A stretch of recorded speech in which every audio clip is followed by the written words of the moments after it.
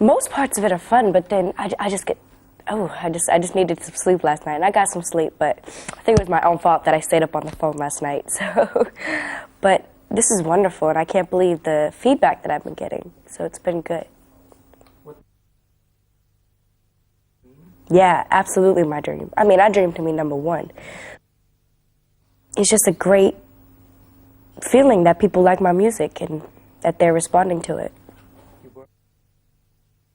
I mean, it's a partnership, but I do find myself having to gain people's respect because they're like, oh, there's this little young girl, like, what does she know about anything? And, you know, I need to prove myself to them. But it's not a problem. I've just learned that people don't expect much out of me. When I was 6 years old, we saw like a small little article in the Boston Globe, because I'm from Massachusetts, and it was to audition for Kids Say the Darndest Things with Bill Cosby. And I was like, Ma, I want to audition for this. So I went and I auditioned, and that was my first television show I did. And then from there I did Kids Say the Darndest Things again in California. And then I did Rosie O'Donnell a few times. I did some talent shows and televised things, commercials, and then, you know, we couldn't keep doing things from Massachusetts because there was nothing like else to do. It was too expensive to keep going to New York, so we moved to California, and I got signed like within a few months, actually, living out there.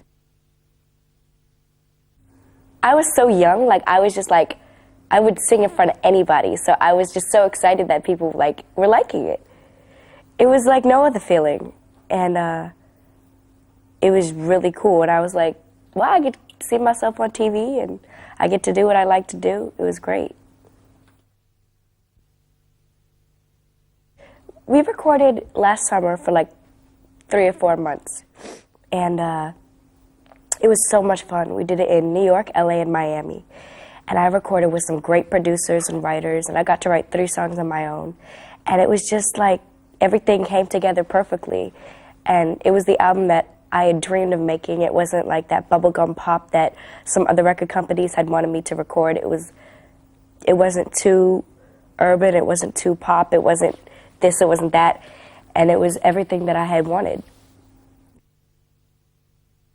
You know what, they're all my babies. Like, I don't know if I have a favorite. I like Never Say Goodbye for different reasons. I like the happy song, Baby It's You, We Keep On Keeping On. Like, they're all special to me in different ways, and they all mean something.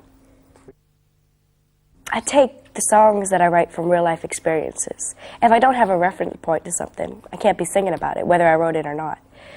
So, you know, all these songs, whether I pen them myself, they're like a, you know, piece of my life. I'm sorry, I just hit it. I'm sorry. But they're a part of my life. It, like, whenever it hits me, whenever I'm like, oh, this would be an awesome thing to write a song about. I could even be having a conversation with you, and you might say something, like, really profound. I'll be like, oh, I should really write a song about that. Or it might be, you know, I wrote Keep On Keeping On sitting by my pool, and I was thinking, well, like, there wasn't always a pool. I wasn't always doing well like this. And I wrote it based on that, and just thinking of where I am now and where I was, and that things can't be bad for so long. Or you might be in the studio, and you might be listening to the track and, like, feeling it out, and you're like, okay, this is what this track makes me feel. Or this is what I went through today. And you just, whatever inspiration hits you, that's when you write. I think I'm more of a lyricist than hearing music. Like, I've always written poems and stories, and I even tried to write a novel when I was like 8 years old, and I was like so deep into it. It was like real serious. I've always liked writing. That was wonderful. Europe was beautiful, and it was like nothing I had ever experienced before. And Usher is just an inspiration vocally, as a dancer, as an all-around person. And to be in his company, I mean, I don't think you can get any hotter than Usher right now. So I don't know where I'm going to go from here, because Usher is just, you know, top rate, just a great guy. Well, he gave me advice. He said, you know, work hard to work hard and stay humble. And when you think you've acquired that level of success, when, you know, you can't go any higher, just keep working, because the work does pay off. he was just very nice and humble, and whenever he saw me in the hallway, he would take the time out to be like, hey, how you doing? You enjoying the road? And, you know, he was very, very nice. Well, after I'm in Europe for a few more days, I'm going to go back to the U.S., going to be doing some award shows and some more radio shows, doing Regis and Kelly, and, you know, just keeping things moving. I'm filming the next music video soon, and you'll be happy to see when it comes out over here that there's going to be a nice surprise on it. I'd love to give it away to you, but you'll have to wait. And it's just going to be great. I just can't wait to keep things moving. I wish, I know it is the time. I don't have time for a boyfriend. I wish I did. And, you know, traveling to different cities and meeting different people is very difficult. You know, it's something I put upon myself. It's something that I was like, come on, Joe, let's work. Let's keep it moving. But, you know, I met somebody I really liked, and it's very difficult to just talk to them on the phone. You know, the international calls are so expensive, and just when you want, because, you know, I talk to my girlfriends about their boyfriends, and they're like, Joe, I met this really awesome guy today, and I'm like, but, you know, as long as I have my telephone calls, as long as I have my memories, I'm all set for a while. My friends are the best. I have a good, close circle of friends, and my best friend in Florida, she moved from Boston to Florida like a year ago. She's always there for me, whether in person or not. Well, I want to be number one on everywhere, like Usher was just this year. I mean, I want to prove people wrong, I guess you could say. Because for the longest time, you know, people in my hometown and even some of my family did not believe that this would happen. And that now that I'm acquiring success, they're like, oh, I always believed it. But no, you didn't. You did not believe it. I just want to prove people wrong, and I just want to, you know, fulfill my dreams. And that's exactly what I'm doing. I'm doing what I love, and people are liking it. And I want to explore more writing. I want to win a Grammy.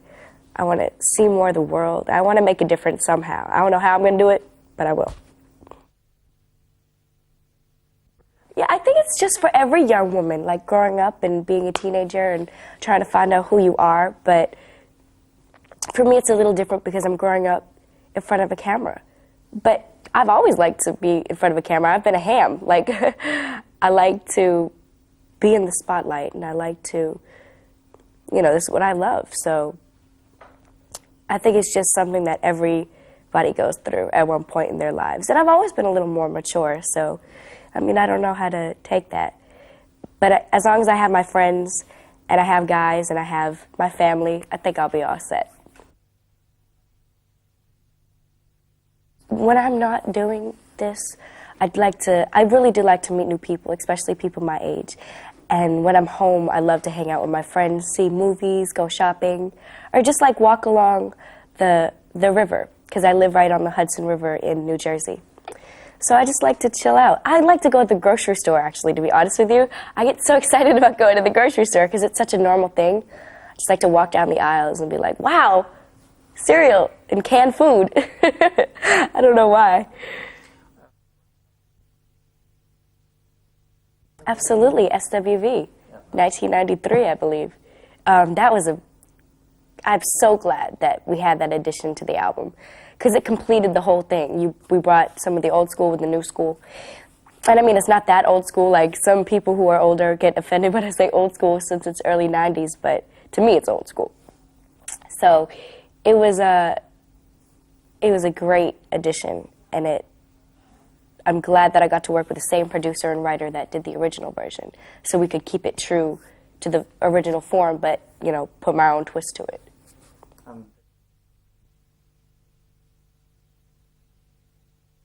Well, I'm homeschooled and tutored, and I had the summer off, thank God. And I'm looking forward to starting up again, but it's good to have a break. Education is important. As much as it is difficult to manage both school and doing this, you know, I make it work. Yeah, but it's just not possible to do it in a public school, like in an institution. It's just not possible.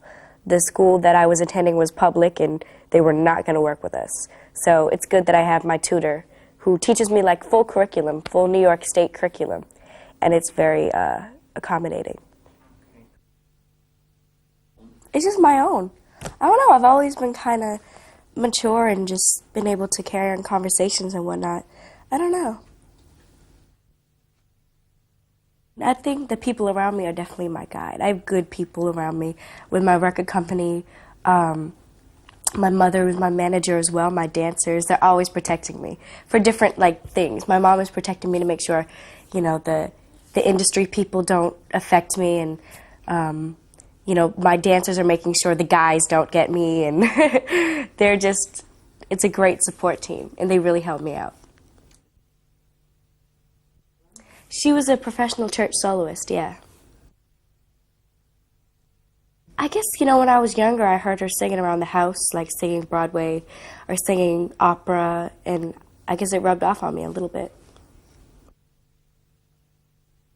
Growing up, I listened to a lot of, like, Aretha Franklin and Ella Fitzgerald, Etta James, even, like, Bob Seger and the Beatles, and different things inspired me. I liked Sly and the Family Stone and different kinds of music. And then as I got older, I liked hip-hop and R&B, but my influences are from several different, you know, kinds of music. Well, I mean, just don't do it if your heart's not in it. Because I went to so many auditions where kids were like, I don't want to do this. But I'm such a strong-willed person that I can't imagine not doing, you know, doing something if I didn't love it. And I love this. So I'm doing it for the right reasons. But, you know, if deep down you only want this for the fame, or you only want this because you think that you'll acquire money and you'll be like, you know, big, huge megastar, like, don't do it for those reasons. Do it because you love to sing, and do it because it burns inside when you're not doing it. And that's why I do it. A lot of people compare me to Aaliyah, and I think it's an honor. Aaliyah is a beautiful, very talented young woman, and she will definitely be missed. And, I mean, I think we're definitely two different artists, but if some of her success rubs off on me, I have no problem with that. And I feel like she is kind of my guardian angel, even though I never met her. Just the similarities are so freaky. When I first met with Barry, who is her uncle, when I sang for him, we went to his house. I sang for him along with my executive producer, Vincent Herbert. We were all on the couch, me and my mother and Vincent. And after I sang, he got teary-eyed, and he said, it was like baby girl, who's Aaliyah, was over your shoulder saying, look at what I brought for you, Uncle Barry. We all started bawling our eyes out. Just the similarities and the weird instances that have happened. I mean, I think she is watching over me. Really, the only thing that's changed for me is that people recognize me. I'm the same person. I'm just a little more tired.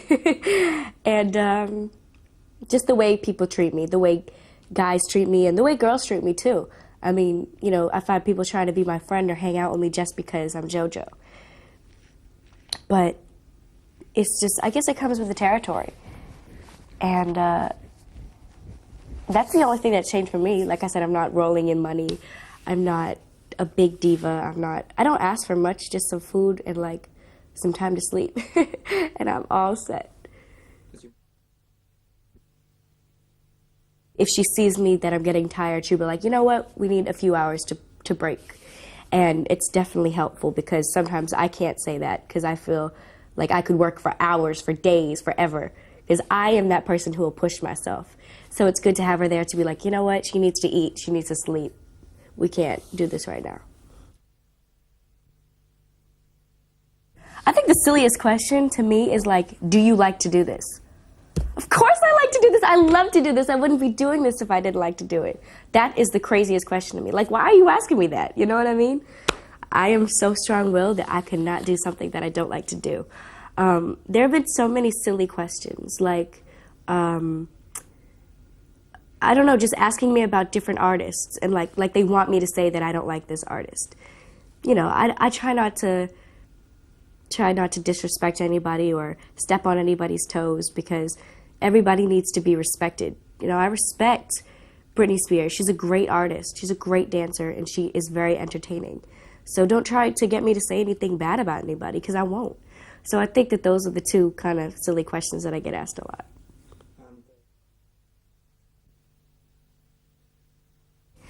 I'm pretty open as far as that. But when people ask, you know, about my relationships, like, I guess there's this rumor that me and Bow Wow are going out.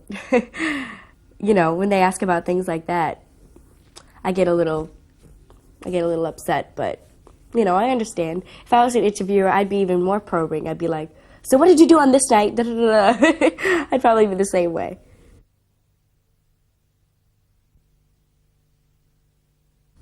Hey, it's Jojo wishing all my fans in Germany the very best. I love you guys. That's perfect. Hey, Switzerland, what's up? It's Jojo wishing you all the best. Love you guys. Hey, Austria, what's up? This is Jojo wishing you all the best. You guys rock. Holland. Hey, what's going on, Holland? It's Jojo, and I'm wishing all my fans the very best. Love you guys. Hey, Spain, it's Jojo wishing all my fans the very, very best. I love you guys. That's perfect. Hey, Italy, it's Jojo wishing you all the very, very best. I love you guys.